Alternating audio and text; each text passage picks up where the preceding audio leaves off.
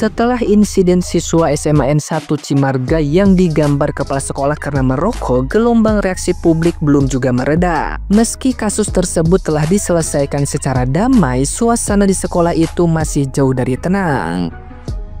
Kini muncul kabar baru yang membuat geger, yakni isu lulusan SMA N1 Cimarga akan di-blacklist oleh sejumlah perusahaan. Isu tersebut merebak setelah aksi mogok belajar massal yang dilakukan ratusan siswa buntut dari kejadian sebelumnya. Rumor itu sontak memicu keresahan di kalangan orang tua dan pelajar yang khawatir masa depan mereka terganggu akibat stigma negatif yang melekat pada nama sekolah. Menanggapi hal ini, Sekda Kabupaten Lebak Budi Santoso menegaskan langkah diskriminatif semacam itu tidak bisa dibenarkan. Ia menilai perusahaan terutama bagian HRD harus berpikir profesional dan tidak menilai siswa hanya dari isu viral semata.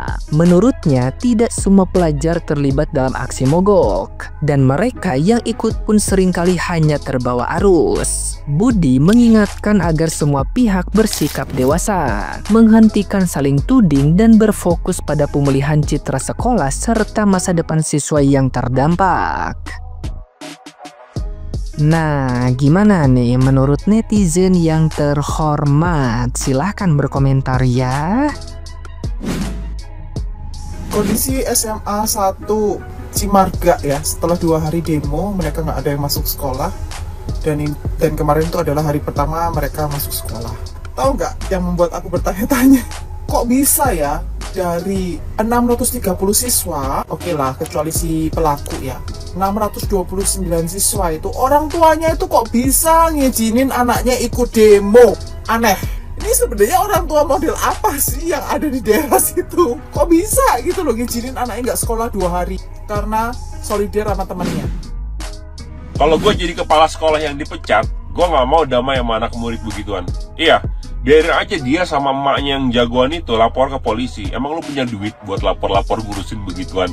Lu buat ngurus anak aja nggak bener? Kalau lu punya duit, mendingan lu pakai duit lu buat ngurus anak yang baik, yang bener, ya. Dan kita lihat seberapa banyak rakyat Indonesia ngebelain anak murid model begitu. Ya, gue yakin 99% rakyat Indonesia akan ngebelain kepala sekolah. 1%-nya orang-orang sakit.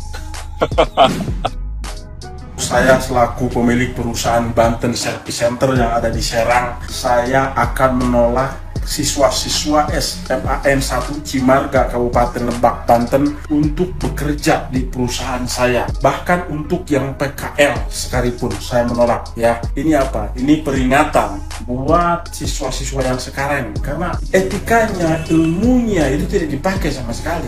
Wah, jangan-jangan nanti perusahaan saya sama mereka bisa-bisa dicolong, bisa-bisa nanti perusahaan saya diganti namanya. Ini kan repot.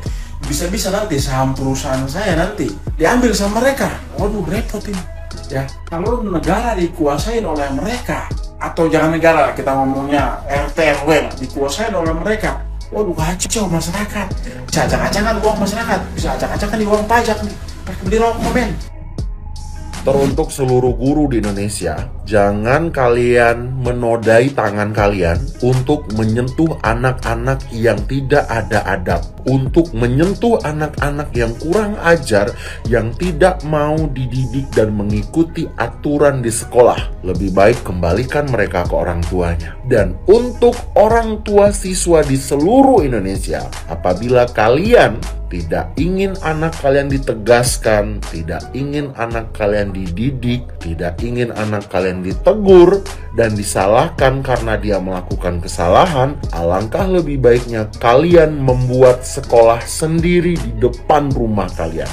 Didik anak kalian sendiri, ajarin anak kalian sendiri. Jangan kalian selalu menyalahkan guru, sementara kalian tidak pernah mendidik anak kalian di rumah. Sekali lagi buat Bapak Ibu guru, harga diri nomor 1. Kalau menurut kalian kira-kira setuju nggak kalau siswa yang masuk atau yang melakukan pelanggaran di sekolah SMA Negeri 1 Cimarga ini diboikot oleh universitas seperti Komen Abang ini? Kira-kira kalian setuju nggak? Karena nggak ngotak juga ya. Perihal kalau murid zaman dahulu itu bukan pakai tangan ya, bukan pakai tangan. pakai bangku. Ini mah sakit nggak seberapa, udah ngajak orang pada kompak nggak masuk sekolah sebelum kepala sekolah dilengserkan. Kan nggak ngotak kan?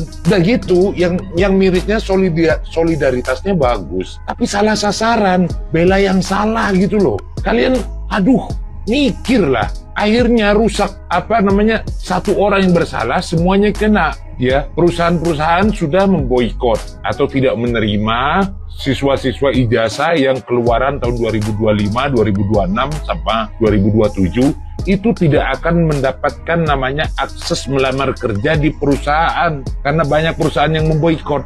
Nah, terus kalau seandainya universitas yang memboikot, selesai sudah kalian.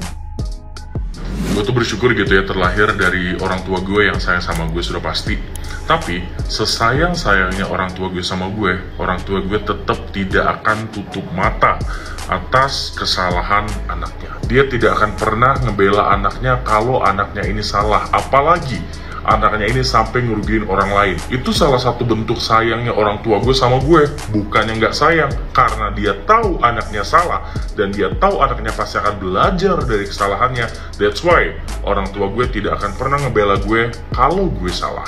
Dan gue pun tahu ketika gue salah, gue ngadu ke orang tua gue, itu gue tidak akan mendapatkan pembelaan. Karena kenapa? Karena orang tua gue tahu gue bisa belajar dari kesalahan sendiri. Dan itulah bentuk nyata kasih sayang orang tua terhadap anak. Ini udah tahu anaknya salah, anaknya ngerokok di sekolah, ya.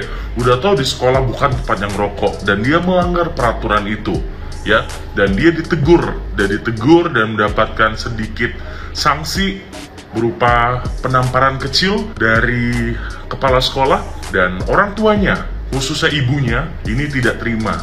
Dan ibunya ini melaporkan si kepala sekolah ke kepolisian. Kalau itu bentuk kasih sayang lo terhadap anak lo, gue gak ngerti. Dan yang lebih parahnya lagi, gubernur dan juga wakil gubernur Provinsi Banten ini juga menonaktifkan kepala sekolah yang menampar anak muridnya yang melakukan pelanggaran berupa merokok di sekolah. Bocah, tinggi hati kan lo? Merasa dilindungi kan lo? Iya kan? Hebat lo. Gue gak kebayang nih kalau misalnya lo nanti kuliah, terus lo kerja, nah lo melanggar tuh tata tertib atau peraturan yang dibuat perusahaan, terus lo diberhentiin sama yang punya perusahaan.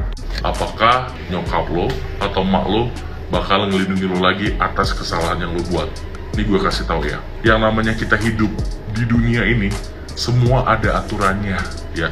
Kalau lo nggak mau ikuti aturan yang ada di dunia ini, ya udah, lo nggak usah ada di dunia. Paham gak lo?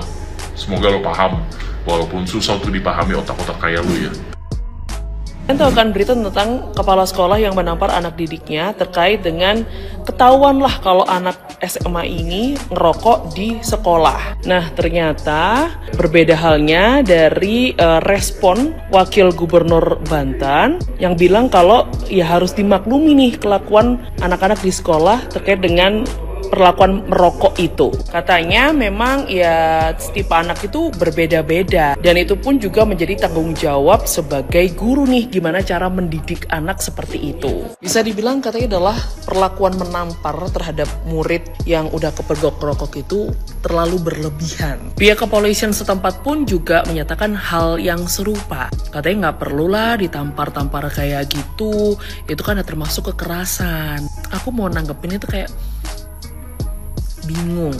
Karena gini, tindakan anak-anak SMA terutama yang memang umurnya sudah di fase ingin penasaran, rasa keingintahuannya pun juga cukup tinggi. Bahkan sampai mencari jati dirinya tuh di umur-umur segitu. Sampai kapan perlakuan anak yang bisa dinilai itu salah terus dimaklumi? Awalnya ngerokok, lalu kekerasan anak, lalu apalagi. Apakah harus itu terus dimaklumi? Aku juga nggak tahu peraturan zaman sekarang sama zaman dulu itu bagaimana hukumnya. Karena waktu aku SD pun, waktu cek kuku nih ya, kuku panjang kayak gini nih, itu udah dipukul atau ya ibaratnya kita bisa bilang pukul pakai pengaris besi. Rasanya gimana? Sakit. Aku ngadu ke orang tua? Ya enggak, karena memang itu kesalahan aku. Karena peraturannya di sekolah wajib rapi dari atas sampai ujung kaki. Iya kan? Sampai permasalahannya pun mencuat dikarenakan satu sekolah nih, anak-anak satu sekolah membela temennya yang ketahuan ngerokok dan ditampar sama kepala sekolah tersebut. Sesolidaritas itukah kalian untuk tidak tahu deh aku. Jadi intinya paling gampang adalah buat kalian-kalian nih yang ingin menjadi orang tua, perbanyak dulu duit kalian dan pinter-pinter cari sekolah dan lingkungan ya. Jadi daripada pusing mikirin masalah yang kemarin, lebih baik ya udahlah dari kita sendiri untuk pinter-pinter cari pilihan lingkungan untuk anak kita.